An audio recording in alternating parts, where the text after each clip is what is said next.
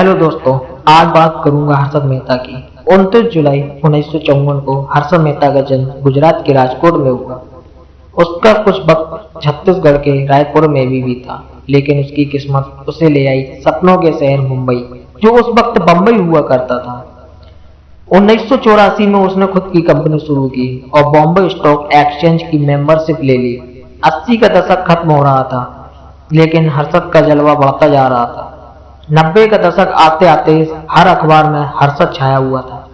हर magazine में उसकी तस्वीर छाया करती थी और बड़े बड़े लोग उसके साथ मीटिंग के लिए तरसते थे। कहते हैं कि जब ऊपर वाला देता है तो छप्पड़ फाड़ कर देता है। हर्षद के साथ कुछ ऐसा ही हो रहा था। नए लोग उसके जैसा बनना चाहते थे, पुराना लोग उसका नाम इज्जत के साथ लेते थे और सब यही जानना चाहते थे कि हर्षद मेहता का राज क्या है। हर्षद वो पारस पत्थर था कि जिस शहर को छूता था वो सोने का हो जाता था। हर्षद की वैल्यू स्टॉक मार्केट में कोहिनूर से भी ज्यादा थी, लेकिन हर्षद मेहता का राज समझने के लिए समझना होगा उसके काम करने का तरीका। एसीसी के शेयर में जब उसने दिलचस्पी ली तो वो 200 रुपए का था, लेकिन थोड़े ही वक्त में इसी शेयर की कीमत 9000 तक पहुंच गई। सोचिए वो कौन सा रास्ता जिसके खुलने पर देश का ब्रेकिंग सिस्टम हिल गया। वो ऐसा क्या करता था कि शेयर बाजार के होश उड़ गए, और वो शख्स कौन था जिसने ये खुलासा किया। टाइम्स ऑफ इंडिया की पत्रकार सुचेता दलाल ने हर्षद का फंडा फोड़ा था। बाद में उन्होंने देवशिशु बासु के साथ मिलकर इस पूरे प्रकरण पर द स्कैम नाम की किताब भी लिखी थी। सुचेता बहुत वक्त से इस स्टोरी के तारों को खंगाल रही थी, लेकिन इसको कामयाबी मिली 1992 में।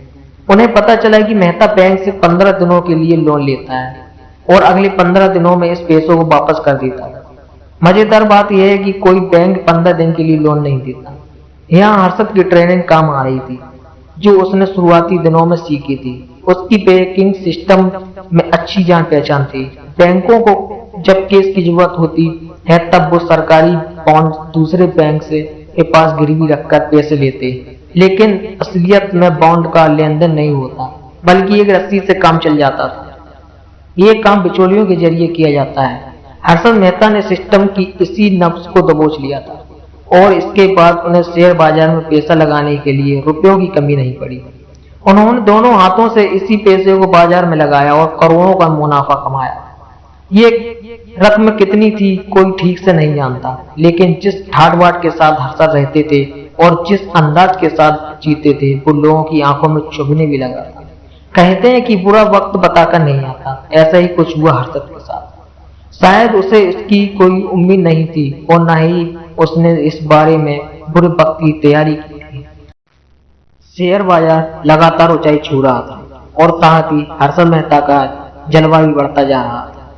ये वो वक्त था जब देश की अर्थव्यवस्था बदलाव के दौर से गुजर रही थी। निजीकरण और विदेश निवेश बढ़ रहा था। देश बदलाव की राह पर कदम बढ़ा चुका था। जब तक बाजार बढ़ता रहा, मेहता का जलवा भी बढ़ता रहा। लेकिन एक वो दिन आया जब शेयर बाजार धड़ाम हो गया।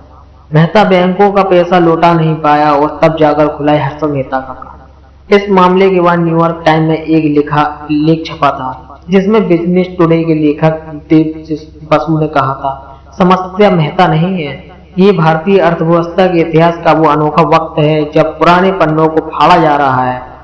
ऐसे पलों में घोटालेबाज अपने खोल से बाहर निकल ही जाते हैं। 1992 में जब वो घोटाला खुला तो 4025 करोड़ का था। इसमें सबसे बड़ा मामला एसबीआई के साथ किए गए 600 करोड़ के फ्रॉड का। अगर ये वीडियो पसंद आई हो तो इसे लाइक करें, शेयर करें एंड सब्सक्राइब करना ना